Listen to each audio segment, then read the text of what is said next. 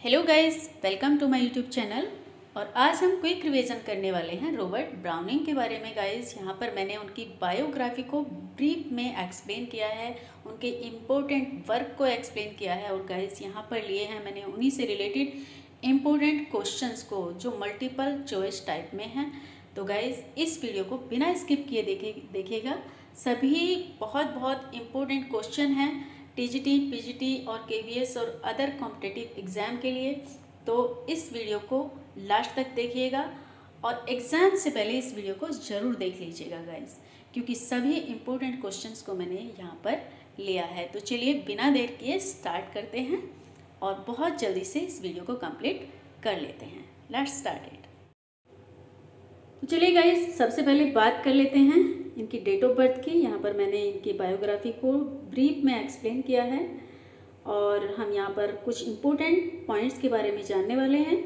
तो सबसे पहले बात कर लेते हैं इनकी डेट ऑफ बर्थ की और बर्थ प्लेस इनका क्या रहा।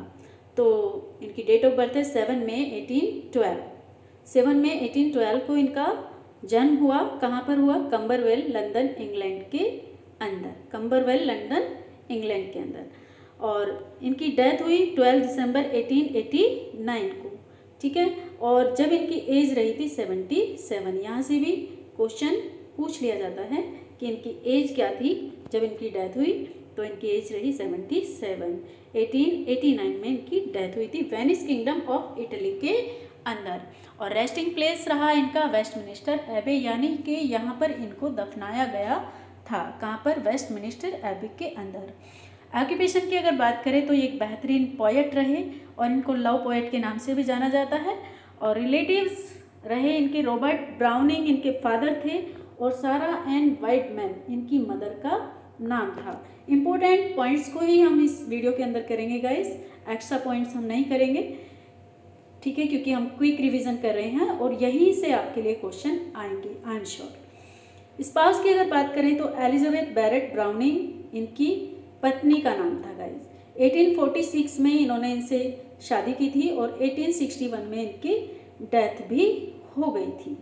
ठीक है गाइस, आगे बात करते हैं चिल्ड्रन की। जो इनके बच्चे थे उनकी बात कर लेते हैं। तो इनका जो बेटा था रॉबर्ट ब्राउनिंग उसका नाम था और उसका एक पेन नेम भी था, रॉबर्ट वाइटमैन बैरेट। ठीक है, उसका पेन नेम था। और अल्मा मेटर, ये यूनिवर्सिटी जो है इनकी, जो यूनिवर्सिटी रही तो लंदन के अंदर रही। ठीक है। और लिटरेरी मूवमेंट, अगर इनके लिटरेरी मूवमेंट की बात करें तो ये विक्टोरियन एरा से बिलोंग करते थे। चलिए आगे देख लेते हैं।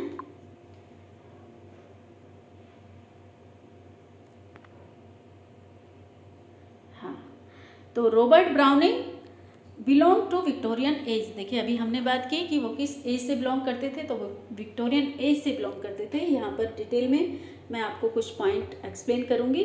Living in an age of pessimism he uttered not of optimism. तो ये एक जो विक्टोरियन एज थी, एक ऐसी एज थी जिसे पेसिमिज्म एज कहा जाता है, एज के नाम से जाना जाता है। लेकिन जो रॉबर्ट ब्राउनिंग थे वो ऑप्टिमिज्म थे। उनका जो है वो बिलीव करते थे ऑप्टिमिज्म में, आशावाद में। He was keenly interest in writing drama. उनका गहरा इंटरेस्ट था ड्रामा लिखने में। But his plays lack plot and action.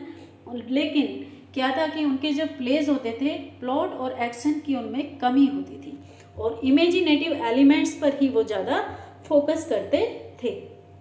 तो एज ए रिजल्ट, इसका रिजल्ट क्या हुआ कि he become a master of dramatic monologue. वो बाद में क्या बन गए कि वो ड्रामेटिक मोनोलॉग के मास्टर बन गए।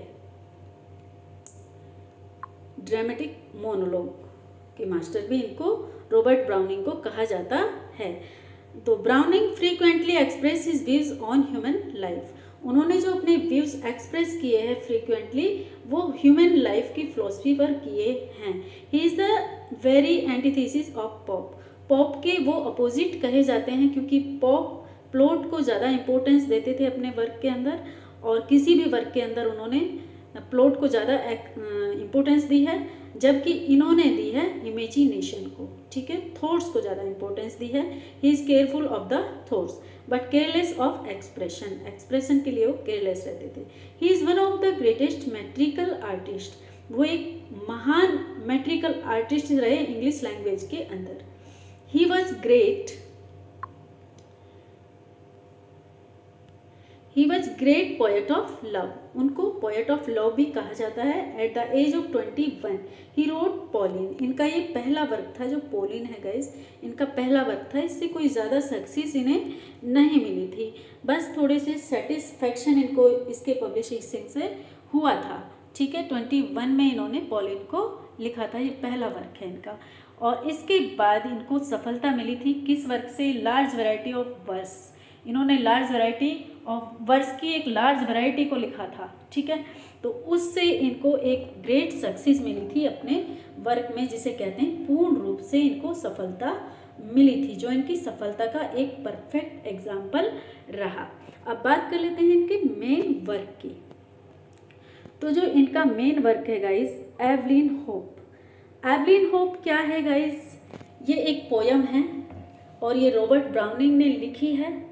और इस वर्क में जो मैन और वुमेन इनका एक वर्क है 1855 में आया था, पोएट्री कलेक्शन है ये इनका। तो इसी के अंदर ये एवलिन होप जो है इनका वर्क है, ये भी बहुत इम्पोर्टेंट है। इम्पोर्टेंट वर्क को ही यहाँ पर हम डिस्कस करने वाले हैं, एक्स्ट्रा कुछ भी नहीं करेंगे, ठीक है।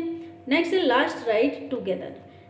लास्ट राइड टुगेदर जो है एक ड्रामेटिक मोनोलॉग है गाइस, ठीक है। ये एक ड्रामेटिक मोनोलॉग से जाना जाता है। एंड्रिया डेल सार्टो क्या है? तो Andrea del Sarto dramatic monologue है ये भी। नेक्स्ट है रबी बैन एजरा। तो रबी बैन एजरा एक पोयम है। 12th सेंचुरी के पोएट्स और फिलोसफर के बारे में इन्होंने इसको, जो स्कॉलर्स थे उनके ऊपर लिखा है, ठीक है। पोएट्स और स्कॉलर्स के ऊपर रबी बैन एजरा के अंदर इन्होंने लिखा है, जो इनका वर्क है रबी बैन एजरा। नेक्स्ट है मैन एंड वुमेन। तो ये एक कलेक्शन है 51 पोयम का, इनका इम्पोर्टेंट वर्क है गाइज। ये जो मैन एंड वुमेन है इम्पोर्टेंट, बहुत ही इम्पोर्टेंट वर्क है।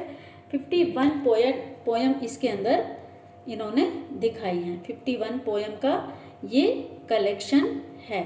इनकी पोएट्री है तो उसकी थीम क्या रही है, ये क्वेश्चन आप मुझे बताएंगे कमेंट्स बॉक्स में लिखकर कि इनकी पोएट्री की थीम्स क्या रही है। क्योंकि एक ऑप्टिमिस्टिक राइटर थे, पोएट थे, और अगर आप इनकी थीम्स के बारे में जानेंगे कि इनकी थीम क्या रही है इनके वर्क की, इनकी पोएट्री की, तो वो बिल्कुल इसके अपोजिट है। इसलिए आपको ये क्वेश्चन खुद सर्च करके कमेंट्स बॉक्स में लिखना होगा, ठीक है। चलिए बात कर लेते हैं माय लास्ट डचीज की, जो इम्पोर्टेंट वर्क है इनका, बहुत बहुत इम्पोर्टेंट वर्क है। और ये भी एक ड्रामेटिक मोनोलॉग है, ठीक है। और ये पहली बार अपीयर हुआ था 1842 में। एडजाबमेंट कपलेट में लिखा गया है गाइस, कपलेट में, एडजाबमेंट कपलेट, ये आपको याद रखना है, एडजाबमेंट कपलेट, ठीक है, उसमें लिखा गया है ये जो माय लास्ट डचीज है। चलिए सॉर्डेलो क्या है? ये एक रोमांटिक पोएट्री है, ठीक है। इनकी लिखी हुई ये एपिक पोयम है गाइस, ठीक है। और 1840 में ये आई। 1861 his loving wife Elizabeth died in Florence in the arm of her husband. यानी कि 1861 में जो इनकी पत्नी थी एलिजाबेथ बैरेट, उन्होंने इनके ही बाजुओं में दम तोड़ दिया था, मतलब उनकी डेथ हो गई थी। तो उनकी डेथ के बाद, after the death of the poets wife, उनकी डेथ के बाद 1861 में उन्होंने जो वर्क लिखा था, इसका नाम है प्रोस पीके। इनको ट्राइब्यूट करते हुए, अपनी पत्नी को ट्राइब्यूट करते हुए ये वर्क इन्होंने लिखा था गाइस। और इसकी ओपनिंग लाइन मैं आपको बता दूं, जो इसकी ओपनिंग लाइन है ये है fear death to feel the fog in my throat, fear death to feel the fog in my throat, ठीक है। आप मुझे इसका आंसर कमेंट्स बॉक्स में भी लिखकर बताएंगे कि इनकी ओपनिंग लाइन क्या है। मैंने भी आपको बता दिया है, लेकिन आप भी लिखेंगे कि प्रोस पीके की ओपनिंग लाइनिंग क्या है, ठीक है। ये ओपनिंग लाइन आप कमेंट्स बॉक्स में लिखकर बताएंगे। चलिए आगे बात कर लेते हैं Asolando. Asolando Robert Browning final volume of poetry. जो एसोलेंडो है रॉबर्ट ब्राउनिंग का फाइनल वॉल्यूम है पोएट्री का, यानी कि इसको इनका स्वान सॉन्ग भी कहा जाता है। व्हेन फर्स्ट पब्लिश इन 1889 में, पहली बार पब्लिश हुआ था 1889 में, on the day of his death, जिस दिन इनकी डेथ हुई थी रॉबर्ट ब्राउनिंग की, उसी दिन इसको पब्लिश कराया गया था और ये जाना जाता है इनके स्वान सॉन्ग के नाम से, एसोलेंडो। ठीक है, और डेथ हुई थी 12 दिसंबर 1889 को, जैसे कि मैंने स्टार्टिंग में ही आपको बता दिया है। 77 इनकी एज रही वेनिस किंगडम ऑफ इटली के अंदर, और इनको बरी किया गया वेस्टमिंस्टर एबे के अंदर गाइस। ठीक है, चलिए आगे बात कर लेते हैं जो मैन एंड वोमेन इनका वर्क है। तो एक कलेक्शन है 51 पोएम का और 2 वॉल्यूम बाय रॉबर्ट ब्राउनिंग। ये 2 वॉल्यूम में आया था, रॉबर्ट ब्राउनिंग ने इसे लिखा और 2 वॉल्यूम में ये आया था। From the time of their marriage and until Elizabeth death, यानी कि उनकी शादी के समय से लेकर एलिजाबेथ की डेथ के समय तक ब्राउनिंग लिव्ड इन इटली, ये इटली में रहे इतने टाइम। ठीक है, और रेजाइडिंग फर्स्ट इन पिज़ा, और सबसे पहले ये पिज़ा में रहे एंड देन फ्लोरेंस इटली, उसके बाद ये इटली के अंदर रहे फ्लोरेंस में। The ring and the book इनका मोस्ट इंपॉर्टेंट वर्क है guys. The ring and the book ये लॉन्ग ड्रामेटिक नैरेटिव पोएम है इनकी, ऑलमोस्ट इन 21,000 लाइन इसके अंदर लिखी गई हैं। ठीक है, ये लाइनें पूछ ली जाती हैं कि रिंग एंड द बुक के अंदर कितनी लाइनें हैं, कितनी लाइनों में इसको लिखा गया है। तो ये 21,000 लाइनों में इसको नरेट किया गया है। ठीक है, और ये ड्रामेटिक नैरेटिव पोयम है। चलिए अब बात करेंगे हम इनसे रिलेटेड कुछ इम्पोर्टेंट क्वेश्चन को हम यहाँ पर करने वाले हैं गाइज। ओके, तो देखिए मल्टीपल चॉइस क्वेश्चन को मैंने यहाँ पर लिया है और बहुत ही इम्पोर्टेंट क्वेश्चन है। मैंने इन्हें बुक से लिया है गाइज। ठीक है, बहुत इम्पोर्टेंट है, तो आप इन्हें ज़रूर एक बार देख लीजिएगा। My first question is Robert Browning belonging to. ये तो क्वेश्चन आप इजीली ही बता देंगे क्योंकि अभी अभी मैंने आपको एक्सप्लेन भी किया है कि रॉबर्ट ब्राउनिंग किस एरा से बिलोंग करते थे। तो बताइए, आपके पास 4 ऑप्शन हैं और लास्ट में आप मुझे अपना स्कोर भी बता दीजिएगा कि आपका स्कोर क्या रहा। The Victorian age, the restoration period, the romantic rival या मॉडर्न एज। तो वो किस एरा से बिलोंग करते हैं आप अच्छी तरह जानते हैं। तो वो बिलोंग करते हैं गाइस द विक्टोरियन एरा। आपने राइट आंसर दिया होगा आई होप। तो विक्टोरियन एरा से वो बिलोंग करते हैं। नेक्स्ट क्वेश्चन है Rabbi Ben Ezra is written by. मैंने आपको बता दिया है समरी में कि रवि बेन एजरा को किसने लिखा है। तो रवि बेन एजरा को लिखा है रॉबर्ट ब्राउनिंग ने। ये फर्स्ट आंसर हो जाएगा इसका ए, ब्राउनिंग, रॉबर्ट ब्राउनिंग। ठीक है गाइज, चलिए नेक्स्ट देख लेते हैं। Which of the following are 2 great poets of Victorian era. चलिए ये क्वेश्चन आप बताइए कि विक्टोरियन एरा के कोई 2 पोएट्स के आपने नाम बताने हैं जो विक्टोरियन एरा से बिलोंग करते हैं। आपके पास 4 ऑप्शन है guys, Keats and Byron, Gray and Collin, Tennyson and Browning, Keats and Shelley. तो बताइए क्या होगा इसका राइट आंसर। तो गाइस राइट आंसर जैसा कि मैंने एक्सप्लेन भी किया है कि ब्राउनिंग की तो हम बात ही कर रहे हैं कि वो भी विक्टोरियन एरा से बिलोंग करते हैं। दूसरे हैं हमारे टेनिसन। आप सब जानते होंगे कि टेनिसन और ब्राउनिंग दोनों ही विक्टोरियन एरा से बिलोंग करते हैं। चलिए नेक्स्ट है Browning rabbi Ben Ezra depict Browning's. जो ब्राउनिंग का वर्क है रवि बेन एजरा, तो वो किस तरह का वर्क है, ब्राउनिंग कैसे उसको लेते हैं, क्या उन्होंने उसके अंदर एक्सप्लेन किया है। तो फर्स्ट ऑप्शन है love for God, love for soul, love for optimism या फिलॉसफी ऑफ लाइफ। क्या दिखाया है इन्होंने ब्राउनिंग ने इसके अंदर, रवि बेन एजरा के अंदर। तो क्या होगा आपका राइट आंसर, आप देख लीजिएगा और मैं यहाँ पर बताती हूँ आपको राइट आंसर गाइस। ये है philosophy of life. Philosophy of life को इन्होंने इसके अंदर दर्शाया है। चलिए नेक्स्ट है the philosophy of browning is very much like the philosophy of, यानी कि जो ब्राउनिंग की फिलोसफी है वो किस पोएट की फिलोसफी से मैच करती है, तो किसकी तरह है वो बताएंगे आप। ए कीट्स, बी वर्ड्सवर्थ, सी शेले या डी टेनिसन। किसकी फिलोसफी से वो मैच करती है, तो गाइस वो मैच करती है टेनिसन की फिलोसफी से, ठीक है। नेक्स्ट चलते हैं, रबी Ben Ezra was published in, जो रबी बेन एजरा है वो पब्लिश्ड कब हुआ था, तो ये पब्लिश्ड हुआ था 1864 में गाइस, ये इसका राइट आंसर है 1864। चलिए नेक्स्ट देख लेते हैं, feel alone is words and deed why all men strive and who succeed these line belong. ये लाइनें कहाँ पर आती हैं, इनका कौन सा वर्क है जिसमें ये लाइनें देखने के लिए मिलती हैं। Feel alone is words and deed why all man strive and who succeed. यहाँ पर 4 ऑप्शन दिए हुए हैं और आप उनमें से सजेस्ट करेंगे कि राइट आंसर क्या होगा, लेकिन आपको मैंने यहाँ पर बता दिया है राइट आंसर रबी बेन एजरा। आपका क्या आंसर रहा, आप मुझे अपना स्कोर कमेंट्स बॉक्स में लिखकर बताएंगे।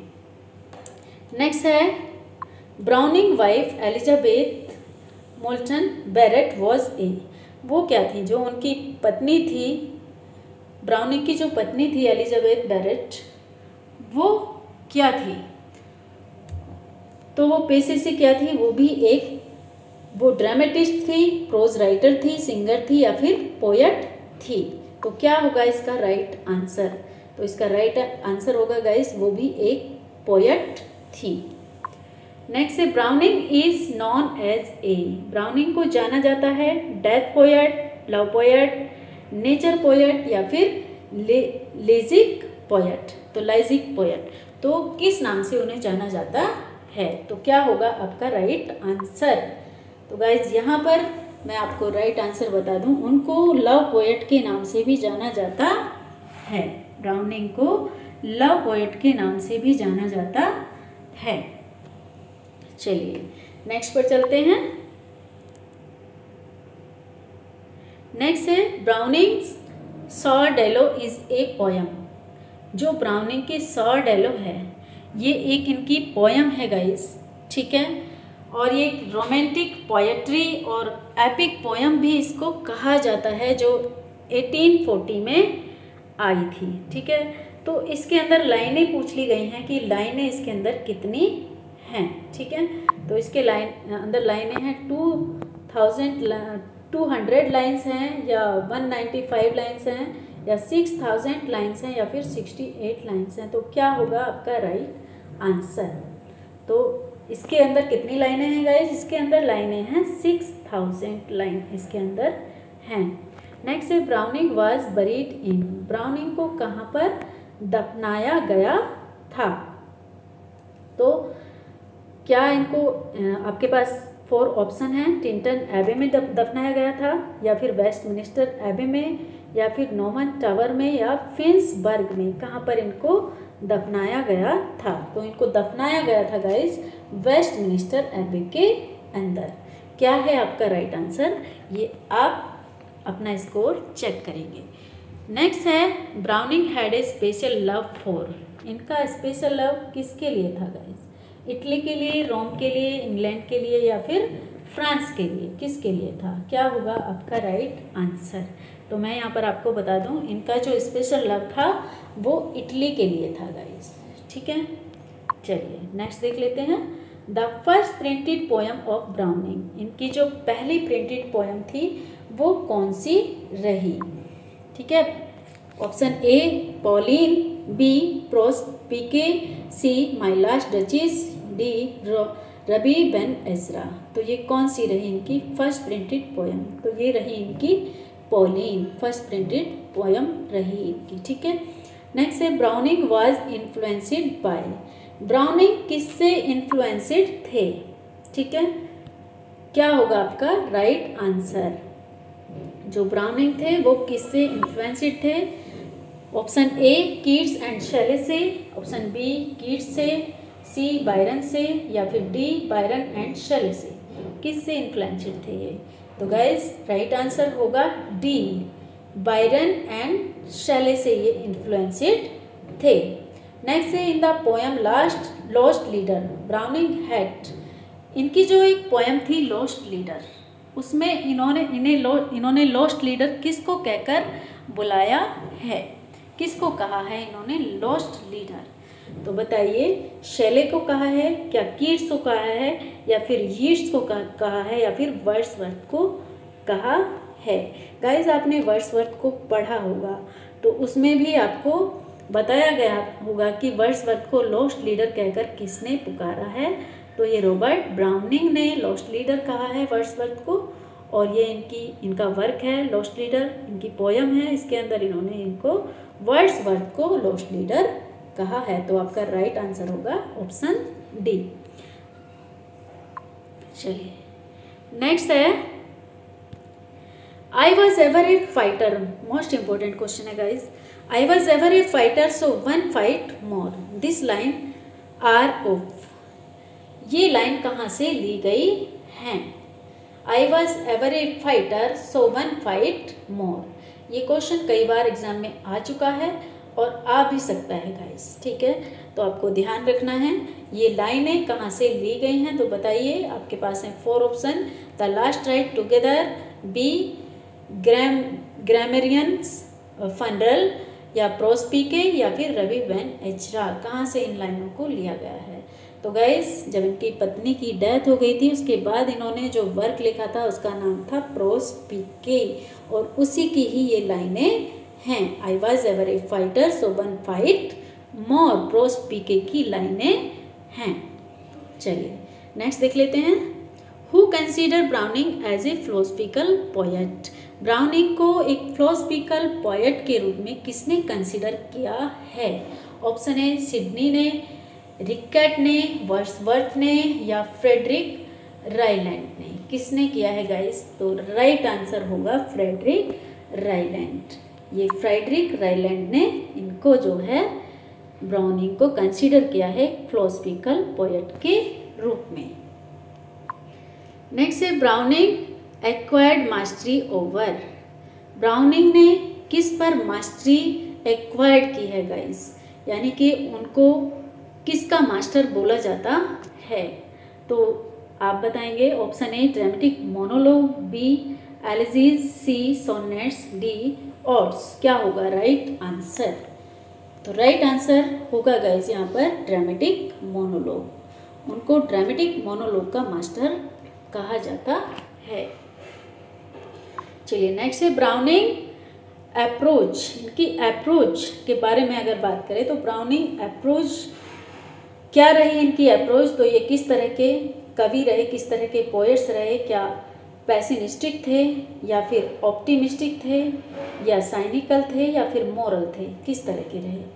तो क्या होगा इसका राइट आंसर गाइस? तो इसका होगा राइट आंसर कि ये रहे ऑप्टिमिस्टिक पोएट। किस तरह के पोएट रहे? Optimistic poet. चलिए क्वेश्चन नंबर 20 को देख लेते हैं। What kind of line does find in the couplet of the poem my last duchess, जो इनका वर्क है, जो पोएम है माई लास्ट डचीज, उसे कौन से कपलेट में लिखा गया है? आपके पास है 4 ऑप्शन और आपको चूज करना है राइट आंसर। क्या होगा इसका राइट आंसर?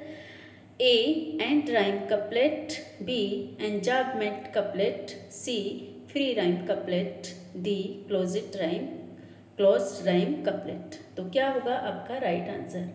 आप चूज कीजिए गाइस, तब तक मैं आपको राइट आंसर बता देती हूँ। इसका राइट आंसर है option B, option B enjambment couplet. इसका राइट आंसर है एंजाबमेंट कपलेट में इसको लिखा गया है।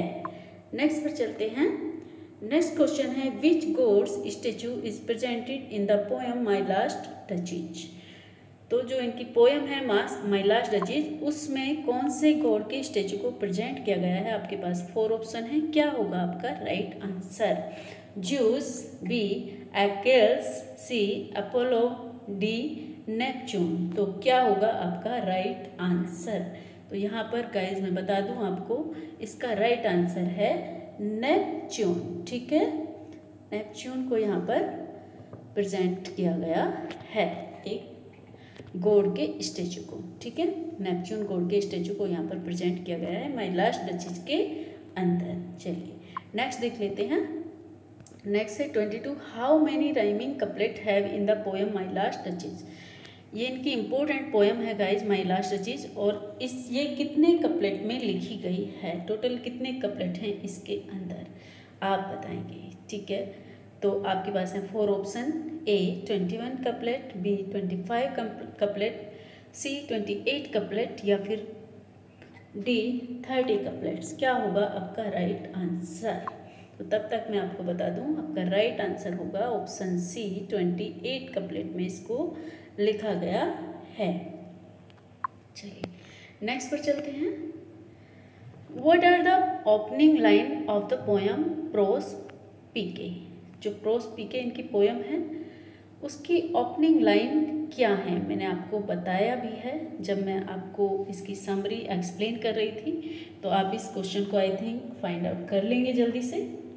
तो चलिए देख लेते हैं कौन सी है इनकी opening line. A, O thou soul of my soul shall clasp thee again and with God be the rest। या फिर B, fear death to feel the fog in my throat, the mist in my face। C, thou if battles to fight at the your done be gain it the reward of it all।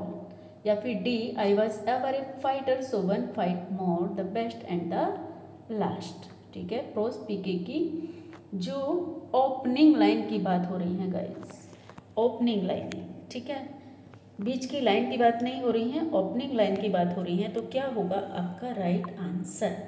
तो मैं बता दूं आपको, आपका right answer होगा option B, fear death to feel the fog in my throat. ठीक है, ये इनकी ओपनिंग लाइन है प्रोस पीके की। चलिए नेक्स्ट पर चलते हैं।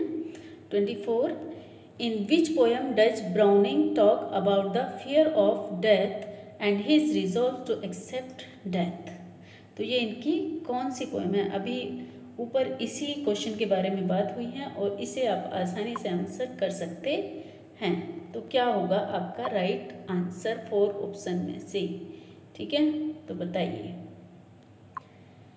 रवि बेन एजरा में है ये लाइनें, फियर ऑफ डेथ के बारे में जहाँ पर बात की गई है, या फिर द ग्रामेरियन फंडल है, या फिर प्रोस पीके है, या फिर पोरफायरियस लवर है।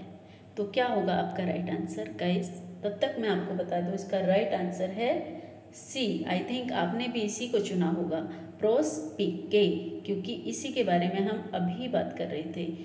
23rd नंबर का क्वेश्चन इसी से रिलेटेड था। चलिए नेक्स्ट पर चलते हैं। Which are the poems written by Robert Browning. अब आप बताएंगे, इस क्वेश्चन में आप बताएंगे कि कौन सी पोएम है जो रॉबर्ट ब्राउनिंग ने लिखी है इनमें से। ठीक है, तो क्या है आपका right answer? Life in A love, the portrait, love in A life, all of the above. क्या होगा आपका राइट आंसर? तो मैं बता दूं आपको, इसका राइट आंसर होगा ऑप्शन डी। ये सभी पोएम को रॉबर्ट ब्राउनिंग ने लिखा है। चलिए नेक्स्ट देख लेते हैं। नेक्स्ट है what is the real meaning of the word Prospice. जो प्रोस पीके वर्ड है, इसका रियल मीनिंग क्या है? Option A, look backward in the past, B look forward in the future, C look in the present, या फिर D all of the above. क्या होगा आपका राइट आंसर? जल्दी से बताइएगा और अपना स्कोर चेक कीजिएगा। तब तक मैं आपको बता दूं, इसका राइट आंसर होगा guys option number B, look forward in the future. Okay, चलिए नेक्स्ट देख लेते हैं। नेक्स्ट है in which poem Browning is introduced duke Ferrara. Duke Ferrara को ब्राउनिंग ने अपने कौन सी पोएम में इंट्रोड्यूस किया है? Option A, Porphyria's lover, B Prospice, C my last duchess, D the last ride together. तो क्या होगा आपका आंसर? ड्यूक फेरारा को इंट्रोड्यूस किया है, तो कौन सी पोएम में किया है गाइस? तब तक मैं आपको इसका राइट आंसर बता देती हूँ। तो इसका राइट आंसर है ऑप्शन सी। इसका राइट आंसर है ऑप्शन सी, माई लास्ट डचीज में ड्यूक फेरारा का इन्होंने इंट्रोड्यूस्ड किया है। चलिए नेक्स्ट पर चलते हैं। Next question and last question है गाइस ये इनका, ठीक है। और in which form does Robert Browning wrote his mostly poem? अपनी अधिकतर पोएम्स को रॉबर्ट ब्राउनिंग ने किस फॉर्म में लिखा है? तो ये पिंडारी कोड है, या सोनेट है, या फिर ड्रामेटिक मोनोलॉग है, या फिर लॉन्ग नैरेटिव एलिजी है? क्या होगा आपका राइट आंसर? आई थिंक आप इसको एकदम राइट आंसर करेंगे गाइस। और तब तक अपना स्कोर चेक कीजिए राइट आंसर करके, और तब तक मैं आपको इसका आंसर बता दूं। इसका आंसर है option number C, dramatic monologue. तो ये थे 28 क्वेश्चंस, इम्पोर्टेंट थे गाइस, और सभी को आपने 1 या 2 बार जरूर रिवाइज कर लेना है। आई होप ये क्लास आपको अच्छी लगी होगी और आपको सभी कुछ समझ आया होगा। अगर वीडियो अच्छी लगी हो तो शेयर और सब्सक्राइब कर लेना। इसी तरह की वीडियोस मैं आपके लिए लेकर आती रहूँगी, और टीजीटी पीजीटी से रिलेटेड सभी इम्पोर्टेंट फैक्ट्स को मैं कराती रहूँगी आपको। मैं करा भी चुकी हूँ गाइस। मैंने मैराथन क्लासेस दी है 4 राइटर्स के ऊपर, जो टीजीटी में 4 राइटर्स हैं उनके ऊपर मैराथन क्लास दी है, और सभी लिटरेरी टर्म्स को डिटेल में कराया है गाइस। तो आप जाके उन वीडियोस को आप देख सकते हैं, और बायोग्राफीज हैं सभी राइटर्स के बारे में, उनको भी आप चेक कर सकते हैं। तो thanks for watching this video, और मिलते हैं एक नई वीडियो में। तब तक के लिए गुड बाय।